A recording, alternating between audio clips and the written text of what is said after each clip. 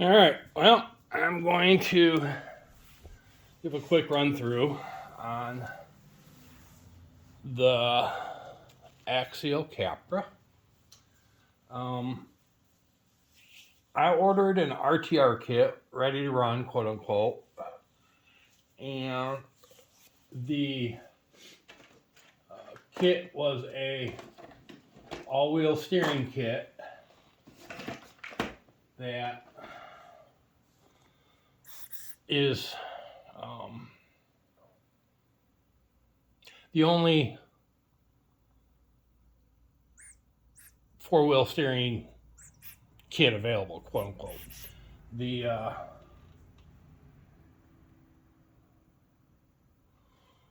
There are non-four-wheel steering flavors of the kit, but I wanted the Gucci flavor, so I got the all-wheel steering one.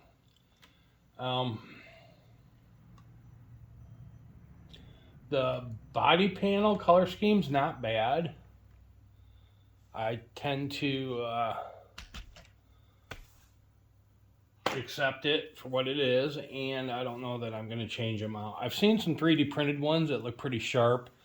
They've got little, like this icon here depicting grill inlets. They're actually grill inlets on some of the 3D printed ones. Carbon fiber schemes, etc. I don't know that I'm turned on by those to the point where I want to change these out. So, what did I do? Let's start from the front. I've installed a pull-down winch, which serves two purposes. It's a micro servo from Reefs, REEFS, RC, and it accomplishes not only a traditional winch function by being able to extend and retract. Let me throw some power at this thing.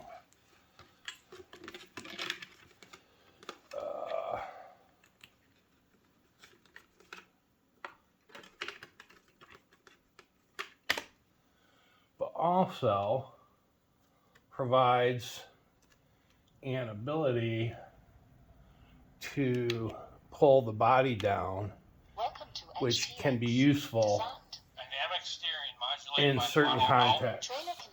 Gyro disabled. One of the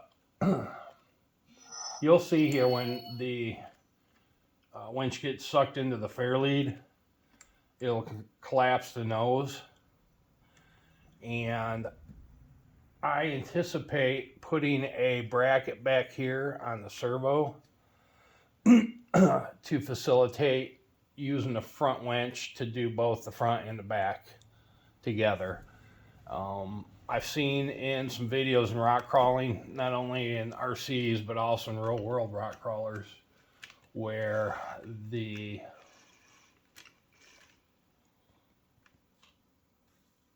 corners of the body, the chassis, were causing issues when trying to progress through a valley or something where there's rocks protruding, and being able to suck the body down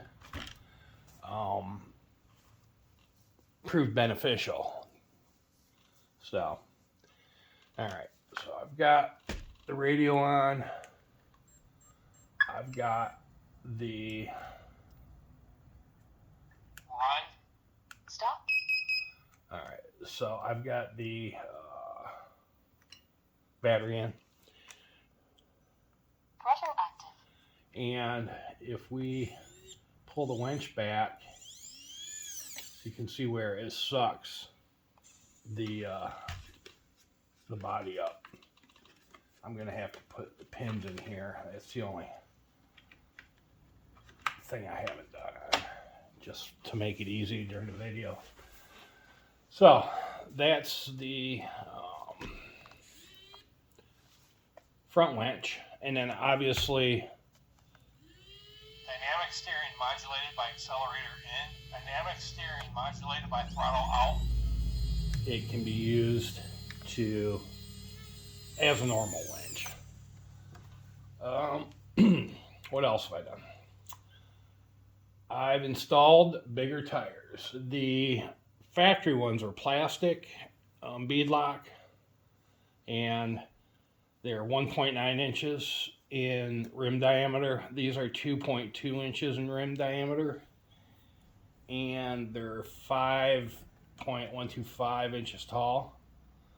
So they provide obviously a larger diameter wheel. That's useful in several contexts based on what I've seen online, and getting across gaps and getting the vehicle to contact terrain quicker when you're on a descent coming down off of a sharp ledge or something. So I went with the 2.2 size rims, and then put these are called Pitbull Berserkers, I believe is the model name of the tire. And I watched Logan at West Desert Wheeler do a tire comparison on his Capra, and there were some Traxxas wire tires used, and a couple other models of tires, and these ended up proving to be most useful.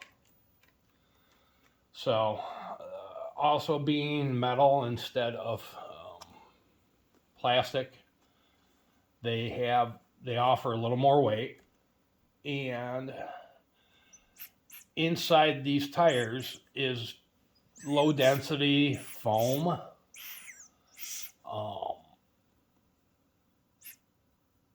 It's homogeneous throughout, and by that I mean it's not different densities of foam. What Logan did on his videos is he uses two-stage foam, where the inner half is dense, hard rubber.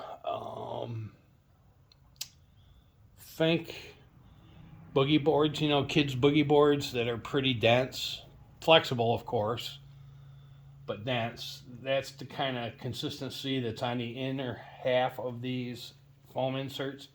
And then on the outer half, it's really low density foam, which allows for the tire to conform and grip whatever terrain it's up against in a proper manner. So I've got those tires and wheels all the way around. These are no, they're not factory. I've changed the steering linkage on both the front and rear axle. Rear steer, the factory axles, or the steering rods and linkage, was all straight, and at maximum deflection it would hit the pumpkin on the differential and limit the steering throws. So I went ahead and replaced that kit with a kit that's contoured like this to allow more steering throw.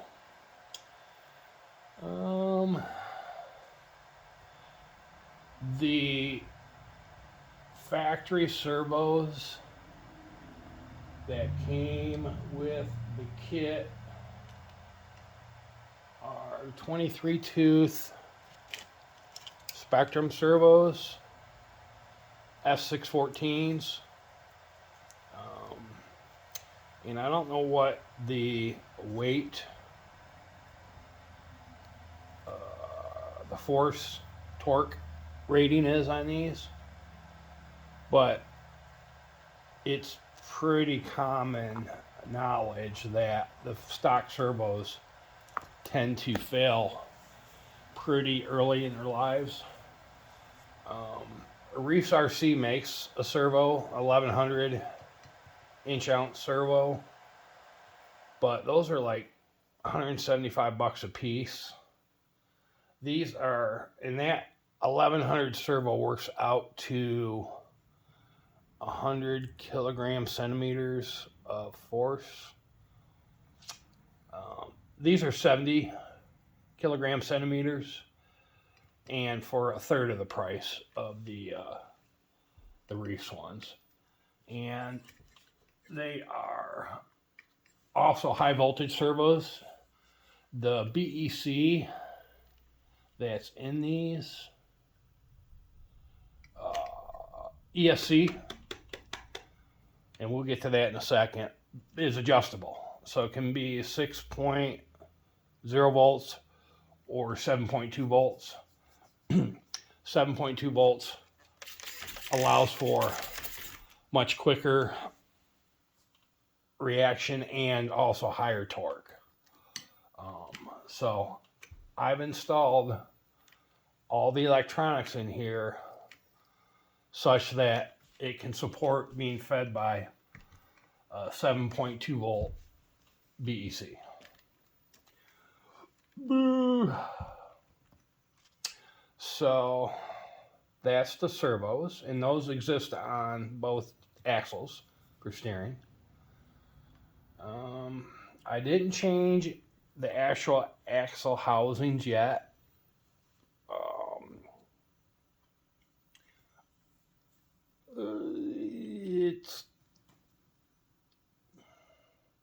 I'll wait till either I'm compelled to do so because I broke an axle, or I'm using it enough to justify the hundreds of dollars that that's going to cost. This hobby is expensive. Holy shit, I couldn't believe it. The vehicle was $550 for the kit, and I haven't even gone through and added up what I've spent in upgrades yet. But anyways, shocks are factory. They leak. Everybody bitches about Axial shocks, and I'm going to change those out. I just don't know enough yet to guide my replacement selection, so I'm going to interface with the guys at the RC Club to help drive that.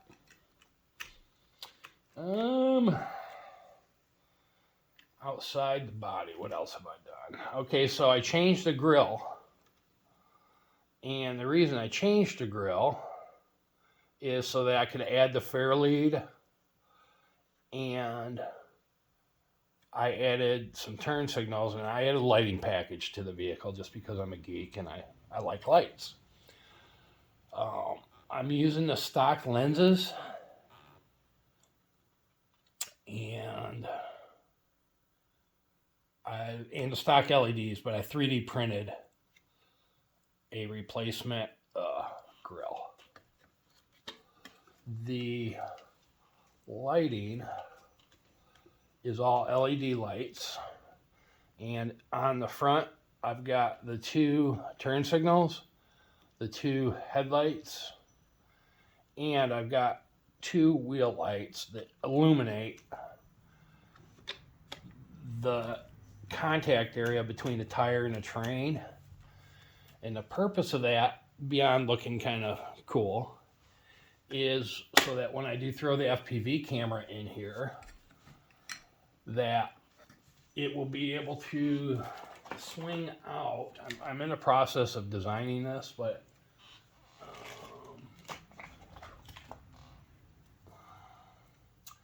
it's going to be something along these lines, and it's barely tall enough to fit through the window here.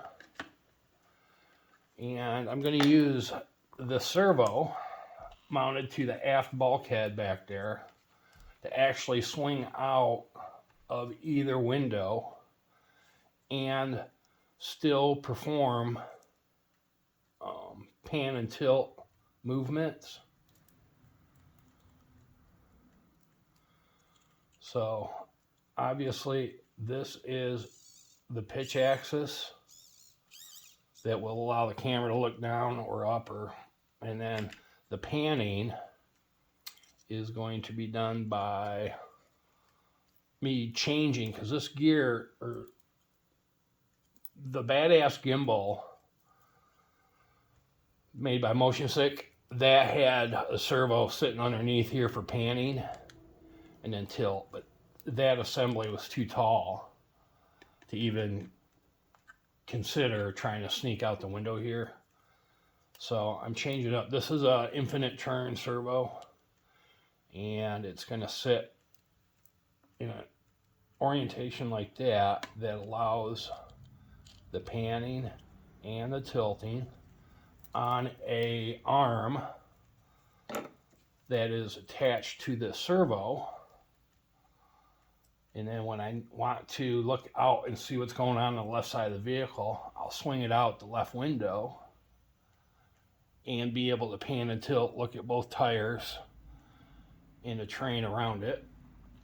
And then obviously swing it back in for driving and swing it to the right to go out the right-hand window, look at the right-hand side tires and terrain. So that's the intent there.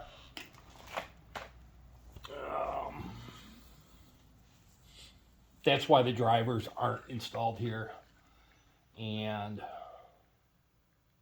there's going to be a flat-ish, it's going to follow this contour here, but it's going to be a flat thing to close out this area and provide a smooth context for the camera to swing in and out the windows without running the risk of getting hung up on any of the wires and stuff.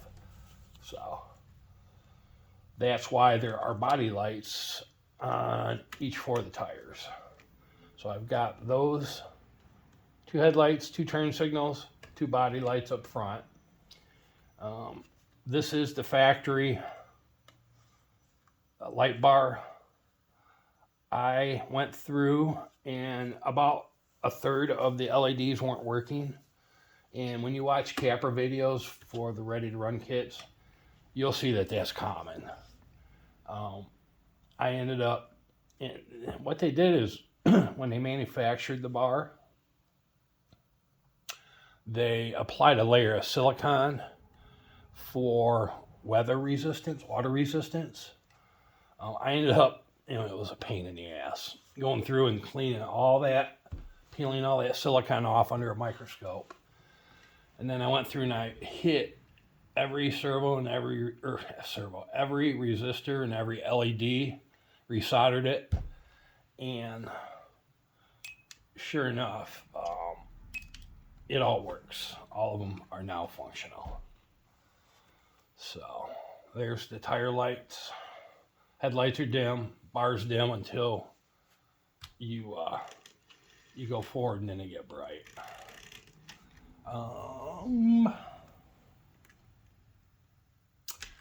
On the back side, there are the tire and wheel lights.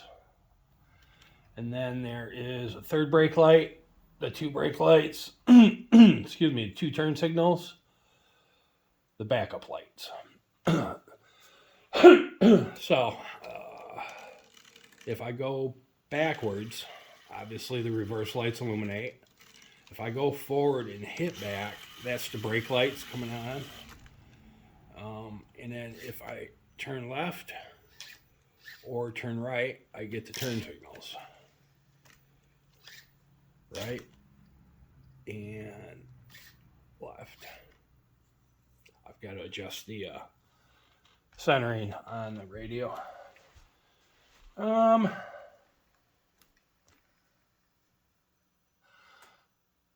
Drive shafts. What else did I do under the body? Okay.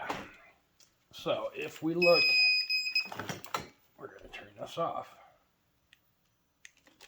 Telemetry lost. So, as I had said, on the rear axle, the only thing I really changed was the steering linkage to provide more clearance around the pumpkin. I installed metal drive shafts. These are Trio. I didn't like the plastic ones, and the plastic ones were a 3-piece assembly where they had the CV joints, followed by a couple female tubes, and then they had a male insert that had splines on it that slid, that was able to articulate, which facilitated supporting the dimensions changing based on suspension travel. These are 2-piece all metal, does the same thing.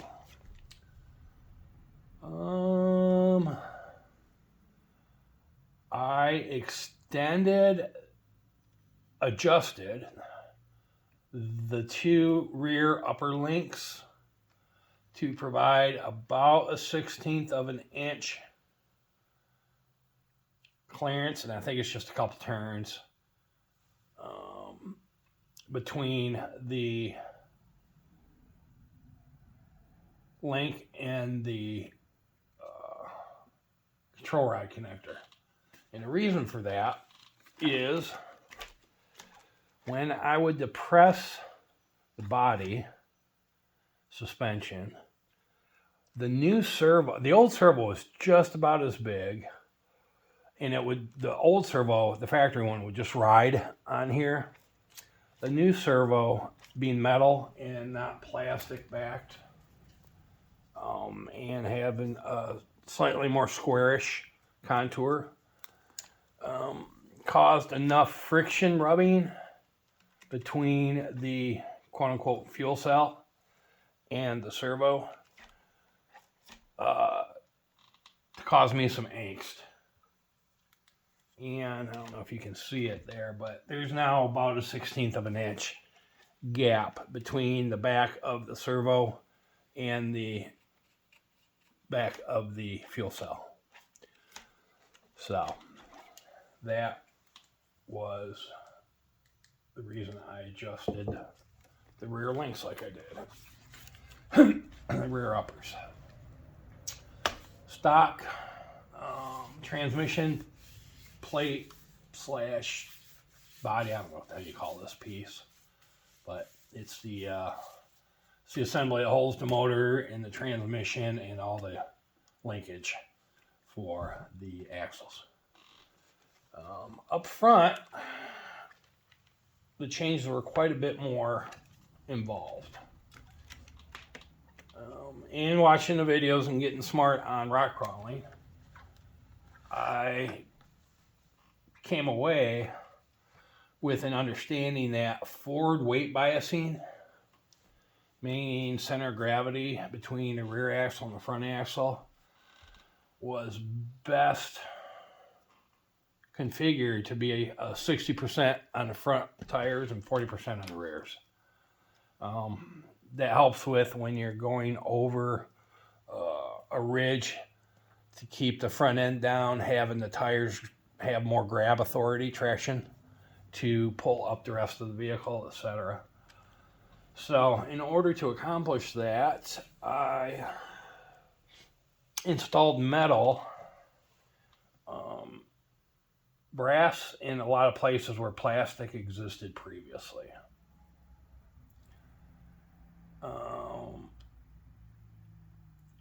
So there are new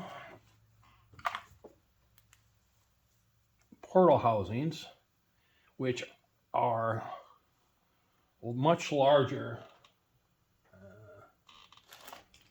than the factory portal covers, and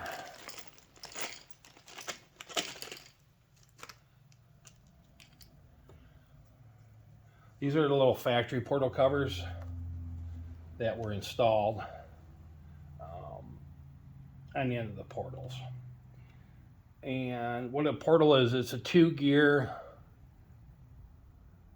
assembly that allows the center of the axle to be higher than the center of the wheel, which nets more clearance for obstacles and whatnot. So that was one of the benefits of this kit, was that not only was it all-wheel steering on both axles, but it was also portal axles. And the clearance benefits of a portal axle is not arguable. It's very beneficial. So I replaced the outer portal covers with large, weighty brass ones. I'm drawing a blank on a frickin' name. The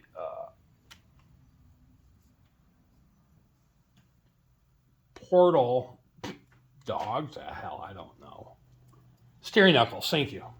The steering knuckles were plastic and of minimal design, and I've installed brass ones, which are much larger and much weightier. And then the third thing I did up front was pulled off the plastic pumpkin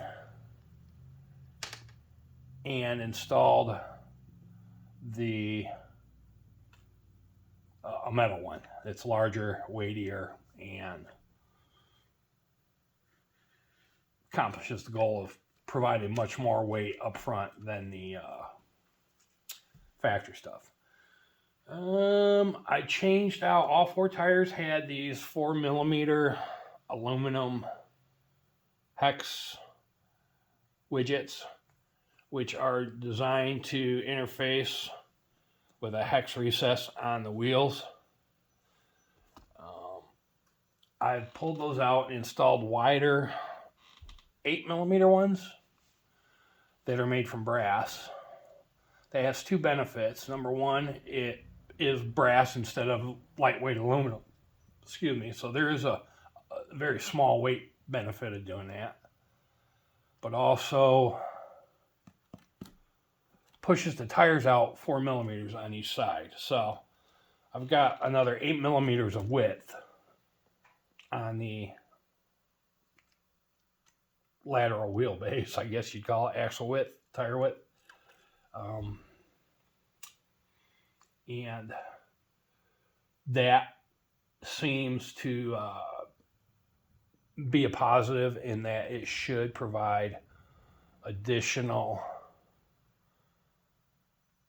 ability to go up areas where a vehicle with a narrower axle width wouldn't.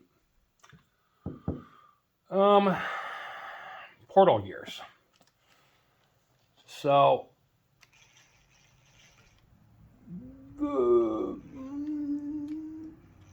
factory stock portal gears provided a 1-to-1 ratio, meaning if the front tires spun 1 revolution, the back tires would spin the same amount. In rock crawling, I've come to understand that having overdrive on the fronts or underdrive on the rears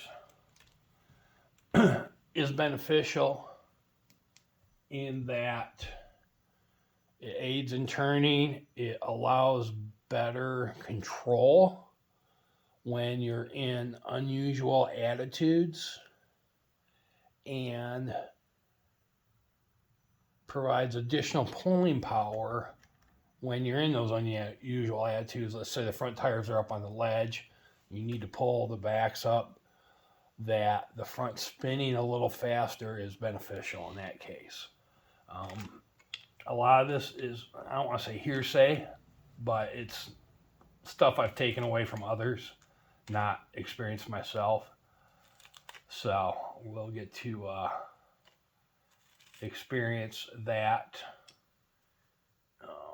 without having actually experienced the original, which is fine.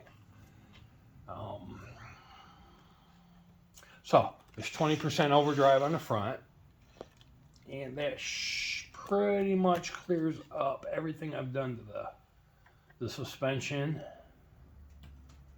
and the external components. Inside the vehicle, I've installed the motor on the kit is a brushed DC motor from Spectrum, and folks have intimated that the motors and the servos are the two weak points. So that's why I changed the steering servos out and changed the motor out. So the factory motor was this 35 turn. Apparently it's made by Dynamite Horizon Hobbies. Okay, so it's another self-branded product that they probably have manufactured for them abroad and private labeled on their own branding. And the factory radio is also an ESC, a brushed ESC. I wanted ELRS, so that required replacing the ESC and receiver, of course. And I wanted to go to brushless because everybody bitching about the brushed being the weak point in the powertrain. So I went with a, probably can see it in there,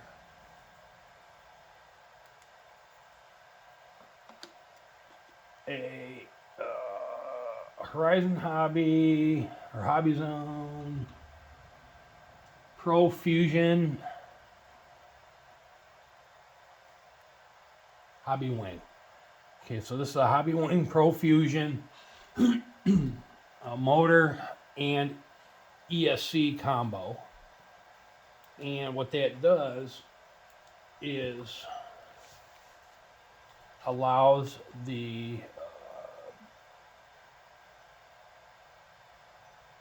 they've implemented a technology called FOC, field oriented control, and that brings to the table what I would consider the difference between a two-stroke and a four-stroke is.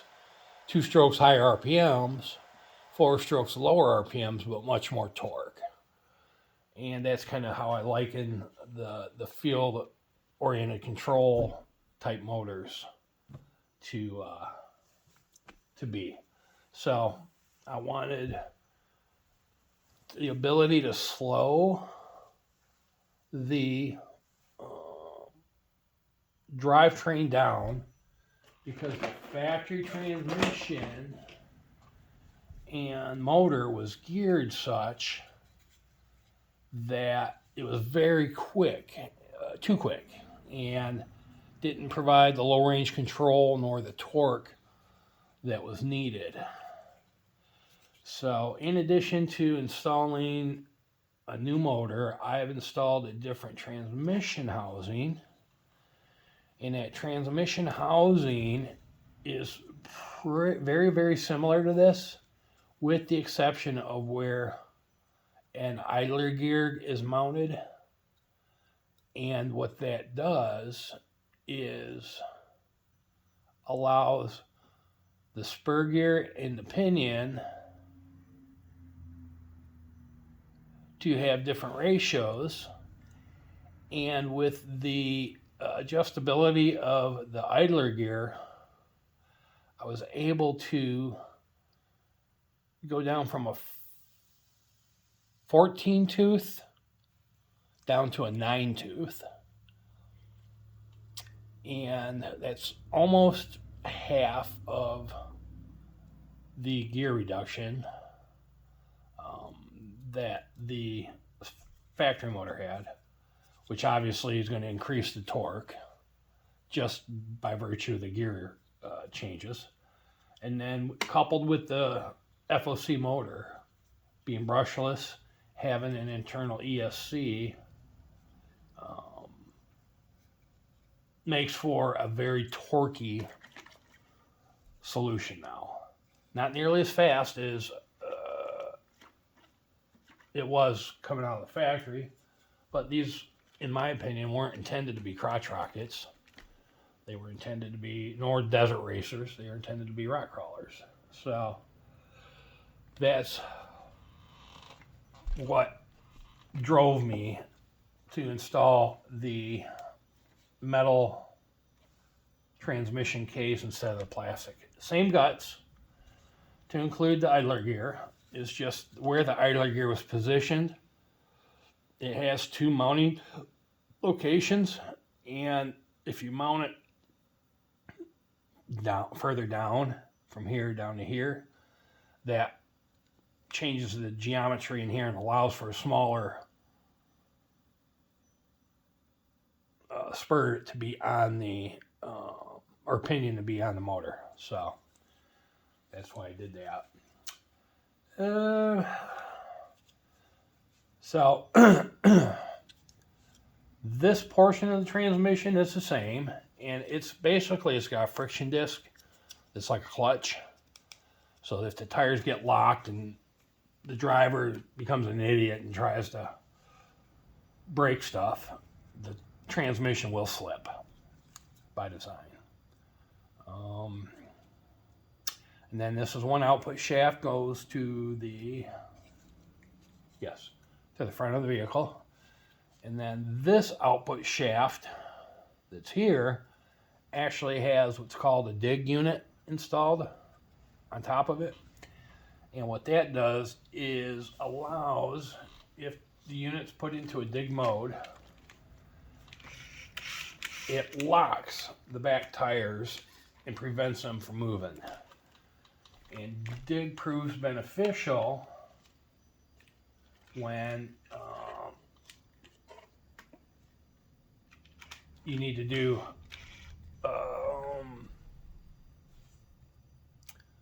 stuff on the rocks. Stuff is so technical. It locks the rear wheels, and when the front wheels are moving, it can actually cause a zero radius turn to be accomplished by locking the rear diff.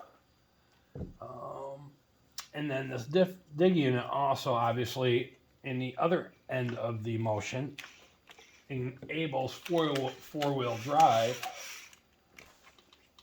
which is obviously the normal operating mode.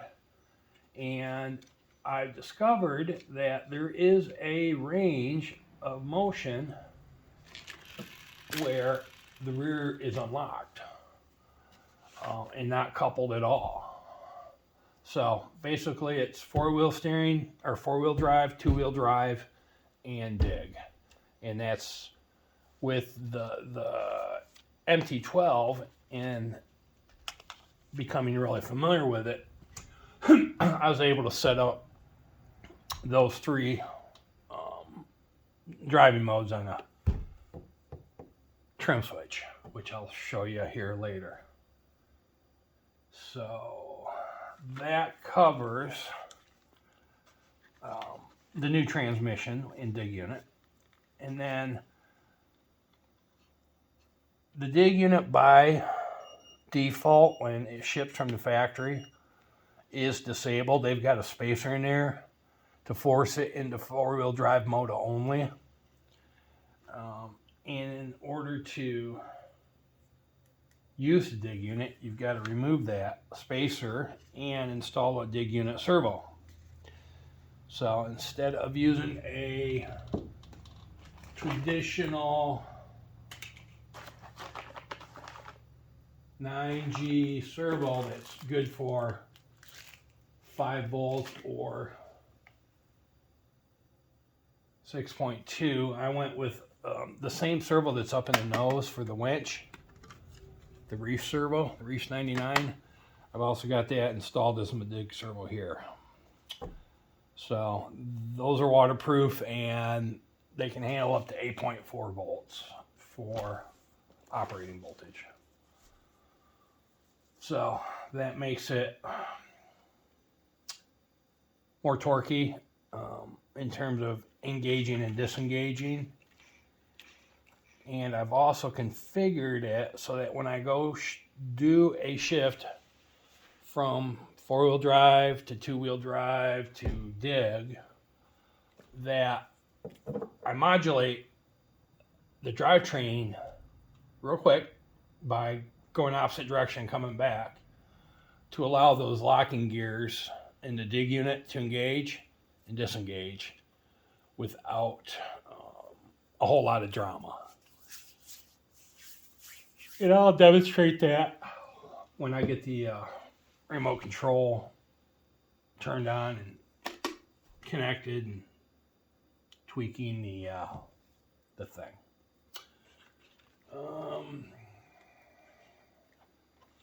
So what else? Okay. Being a geek that I am, and when I was getting smart on rock crawlers,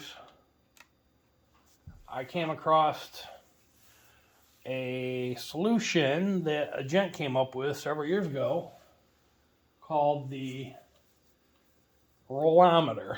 And basically it's an in-vehicle inclinometer, which senses pitch and roll. And the old Toyota Land Cruisers, I think, had them on the dashboard where it showed a picture of the vehicle doing this for left and right, and then doing this for pitching up and down. And that is intended to give the driver feedback of the orientation of the vehicle so that the driver can keep it out of an unsafe attitude, keep it from flipping over. So I went ahead and saw the quote-unquote rollometer. I'm a fan of quoting air quotes. And decided that instead of trying to get this guy to build it, because it looked like he built them to order. He's out of the UK, and it looks like they were potentially lengthy from order to fulfillment, and also more expensive than implemented a DIY solution. So, excuse me, I built one, and I've named mine the megahertz rollometer. So if we turn it on, you'll see it boots up, and then it goes through a series of stuff. You can slow it down, but it's setting up the I/O, making sure the IMU is working, doing the file system internally, and all that jazz. And then the reason I have a display is that when the FPV camera goes in, there's going to be a display mounted up here on the hood. Excuse me. This display will give the guy who's operating the vehicle feedback by having this display out in the field of view up on the nose of the vehicle. So it's pretty dumbed down. It gives pitch and roll and then a status line. The left-hand character is a rotating wheel, if you will, just to let me know that the thing's running. It's a heartbeat indicator. Heartbeat. And then I've got a status line. In this case, it says orientation okay. And it tells me the hertz, 23 hertz, that's how fast the loop's running. So 23 times a second.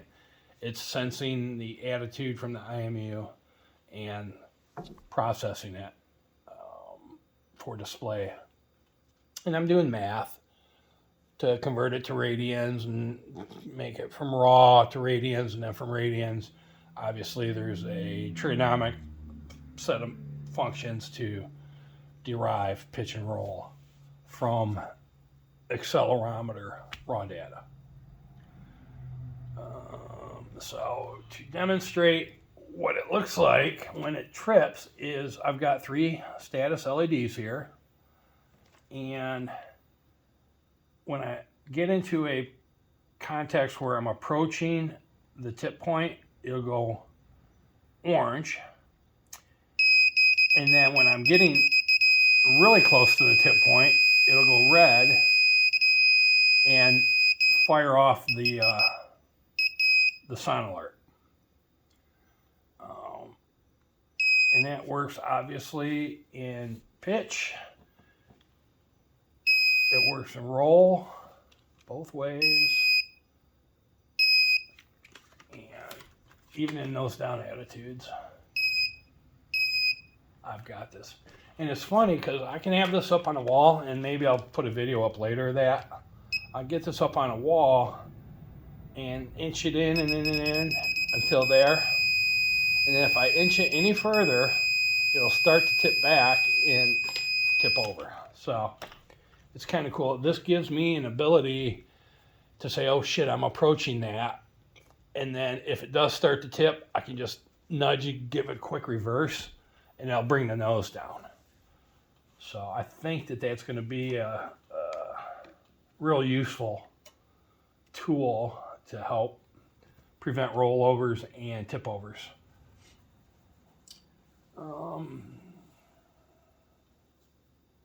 So that's what's inside the fuel cell. I've got the single board computer, the sound alert module, a 5-volt BEC that takes the 8.4 or 7.2 volts or whatever this BEC is generating, and turns it into 5 volts because the computer has to have 5 volts on it. And in addition to that, as I'll show it now, I've got cute and installed a vehicle sound unit inside here as well. And if I turn on the sound, and then if I nudge it forward, the motor starts. And then as I accelerate, the sound changes from a motor idling to a motor accelerating. Now, this is the factory sound, and I perceive it's a tank or a 5-ton or some large vehicle like that. But it works, and I might not fix what isn't broke. So we'll see. And then if you let it sit for 15-20 seconds, idling, the motor gets turned off. So I can run the vehicle with or without that sound by virtue of a control input here. And the lighting, likewise, I can turn it off, turn it on, and I've also have it set up so if I hold it for a couple seconds, it jumps into a series of special modes. And then this is what I would consider a hazard condition, stuck on the side of the road, and I just want drivers to see me and not hit me. That would be kind of what I would envision this to be. This next one is what would be maybe used by a public service vehicle or a construction site manager who's driving up and down the road when the highway is being worked on. You'll see flashing lights on them. The next one is what I would expect to see on a police car. in terms of the high strobe rate and flashiness of it. The next special mode's solid, but it fades up and down for some of the lighting, which I don't know what the hell that's for, but it's a mode. Probably made some programmer happy to implement it, and they just kept it around. And then this one is another public service type setup. But in addition to modulating the exterior lighting, it also modulates the wheel lights. So this is the one that is the most attention getting, I think, because it strobes the most lights. And then this is all on, all the time, 100%. And if I press it again, it goes back to normal operation. Left turn signal, right turn signal. Forward lights dim until I go forward. Brake lights on when I brake, and then reverse lights when I reverse.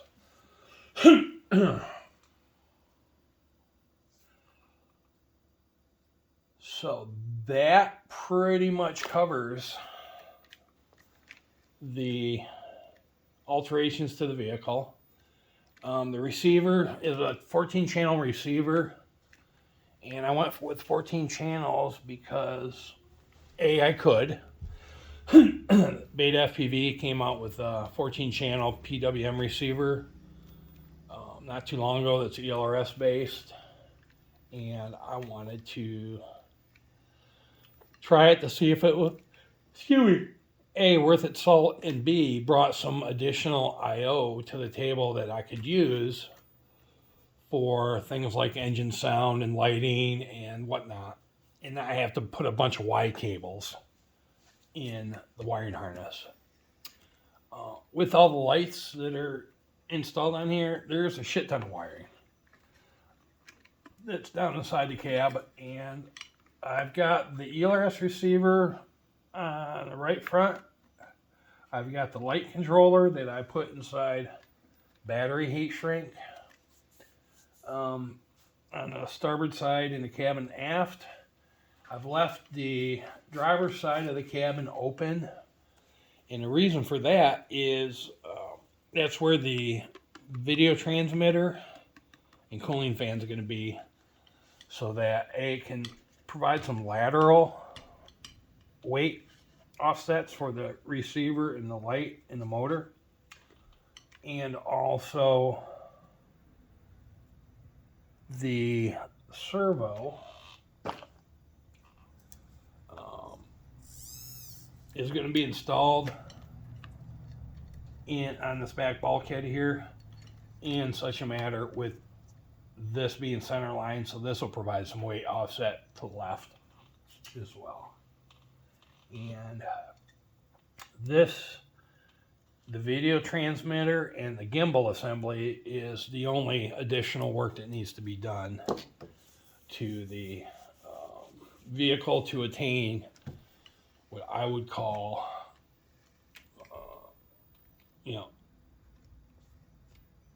meeting my design intents.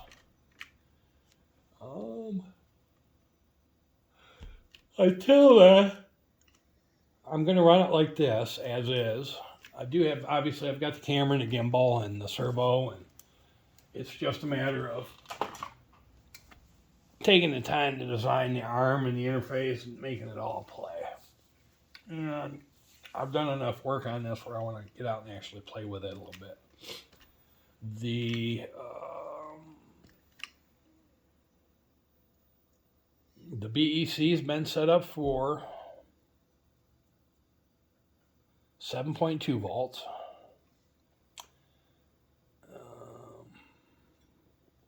I can run, there are reportedly some 4200 milliamp hour batteries that would fit this, but with this winch here, that provides a little of mechanical interference to the battery tray access. That's my only buyer's remorse aspect of this particular upgrade, is the fact that it impedes battery installation a little bit. Limiting to 1500 milliamp hour size batteries and smaller. I'm guessing the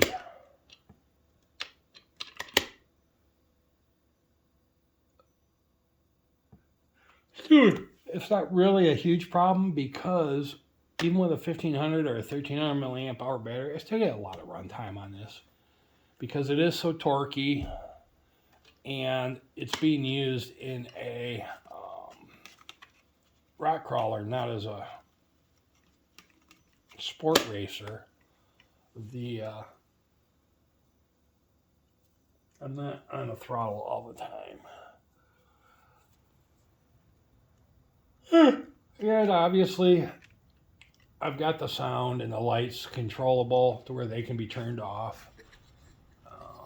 The tilt meter gadget is when the vehicle's on, it's on, because it's pretty unobtrusive until there is a warning context.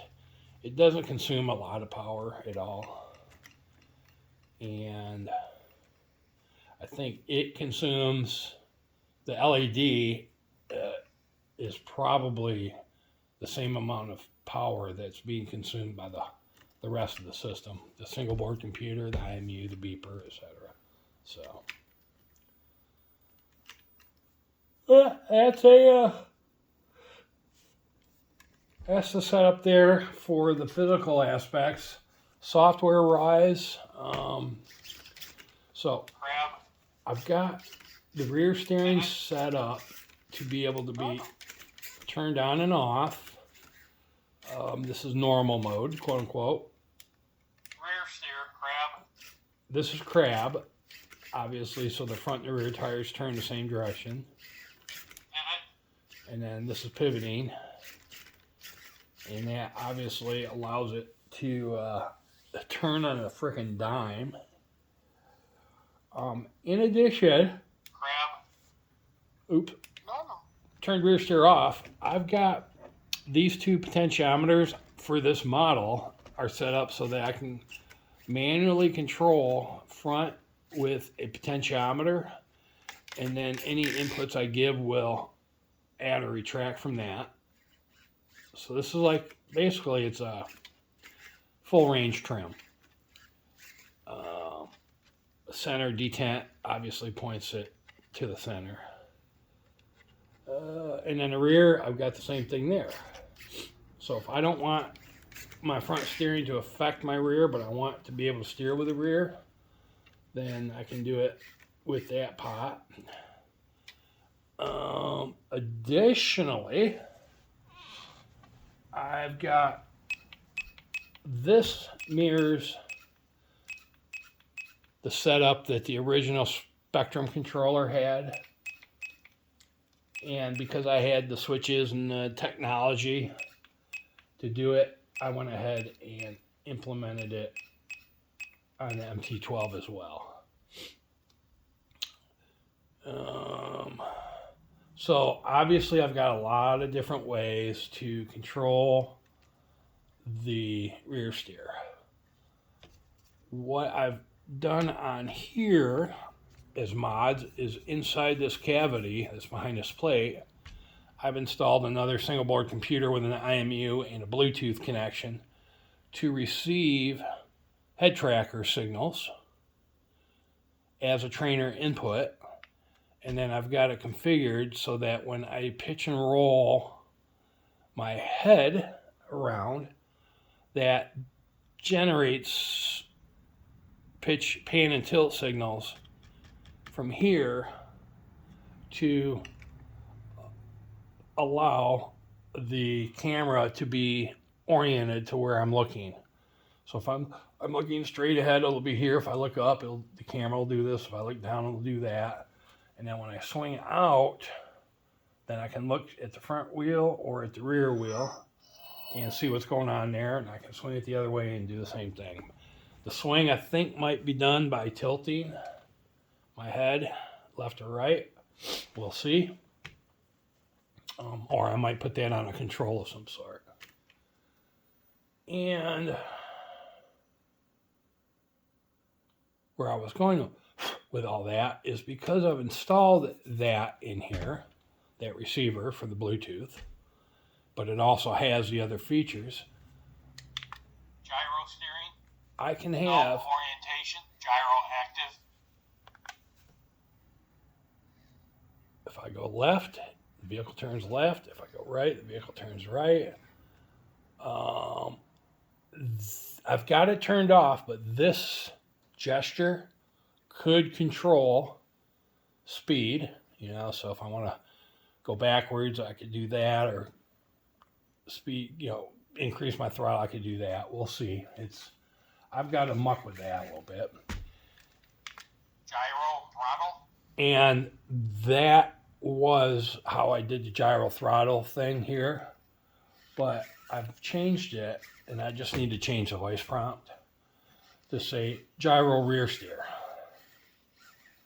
So I could be sitting here controlling the front wheels, and if I need to make an adjustment to the rear steer, all I would have to do would be tip my wrist. So that's another way to control the rear steer. Full gyro control. And then obviously, if I enable both, then I can do full gyro control for both steering, and if I re-enabled it, have the throttle controlled by the tilt on the x-axis. So gyro disabled, and then obviously no inputs there. So a shit ton of ways to control the rear steering. I've got 3 walk, crawl, walk, run.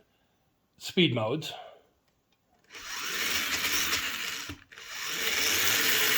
So that's as fast as it'll go. That's 100% throttle.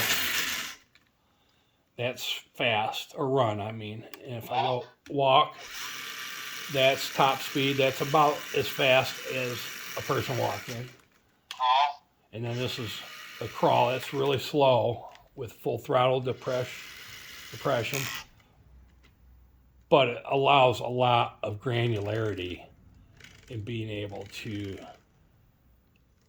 adjust how slow the wheels are turning with a pretty broad range of stick inputs. So that's walk, crawl, run. I've got Two-wheel drive. So, as I had explained earlier, I got the ability, Four-wheel drive. Dig. and these are physically locked. Four-wheel drive. Dig. Two-wheel drive. I wish that's freed up. And I've got it set up so that if I, for whatever reason, need to do the change on the run, Dig. you saw how it stuttered there real quick? Two-wheel drive. Dig. Yes, the brakes are engaged. Four-wheel drive. Two-wheel drive. Four-wheel drive. Two-wheel drive. Four-wheel drive. Two-wheel drive.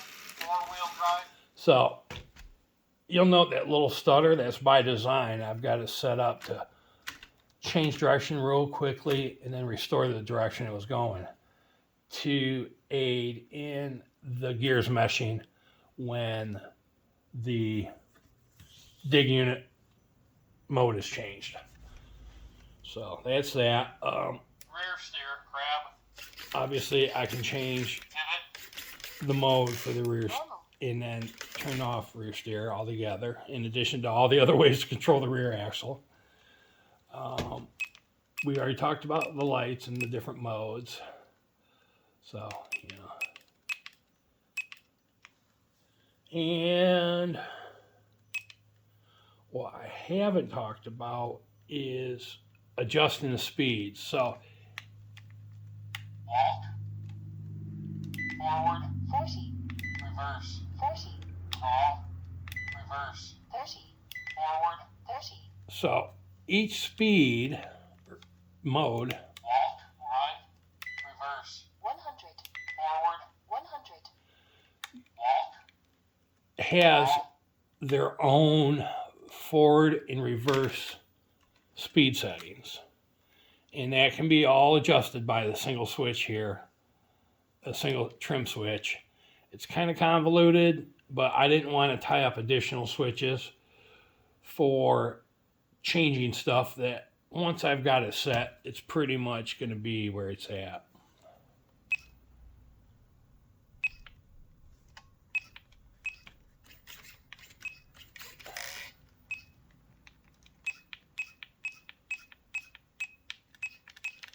And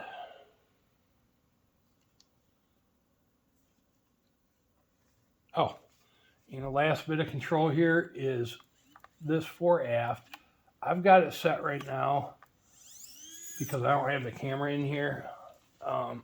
That the in and out axis is controlling the servo, the winch. But this is intended to be an alternate input. Instead of using the head tracker to pan and tilt the camera, I can use this to pan and tilt the camera. This is a enable disable for arming the motors and stuff. When it's not armed, the lights are extinguished. And if I try to You're not armed. implement You're not armed. and You're do not stuff, You're not armed. it tells me I'm not armed. And obviously the vehicle doesn't respond to those inputs. And disarming's easy. Just a simple tap will disarm it. Arming it, you need to press and hold. Throttle active. Okay, so now everything's functional. And lighting on here, I've got set so in idle, it's solid blue all the way around. If I go more than a few percent of acceleration forward, it does that mode. And if I go 100% acceleration, it does that mode forward. Reverse, same thing if I go backwards. And then if I go apeshit backwards, I get goofy patterns I've programmed into this.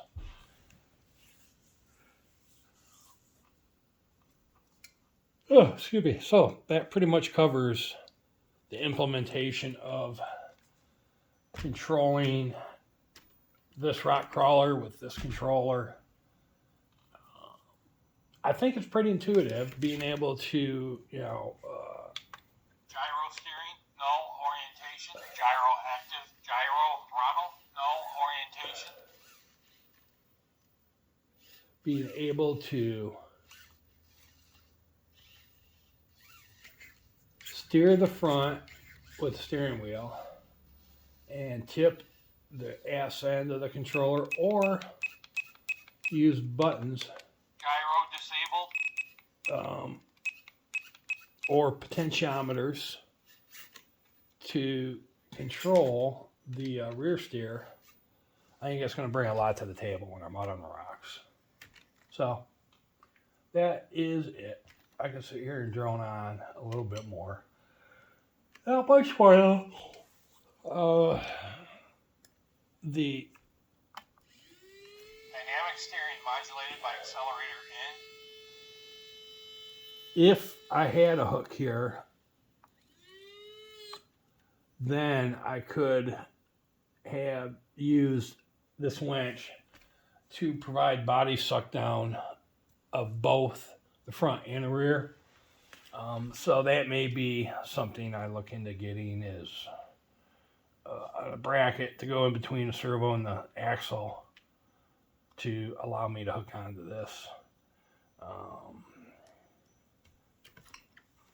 The only concern is that the axle comes up so close to the chassis back here, it may make sense to have the hook down on the axle somewhere instead of on the servo, or maybe coming out of the back of the, underneath the servo.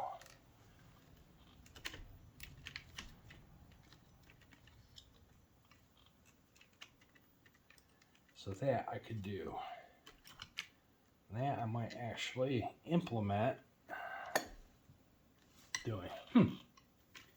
So that's, instead of installing a second body winch servo, I figured it's better to just have the one winch and then add the gadgets needed to connect that front wrench back here if I need to do both at the same time. That pretty much covers it. Hopefully the recording didn't die and audio quality is good and video quality is good. We'll see.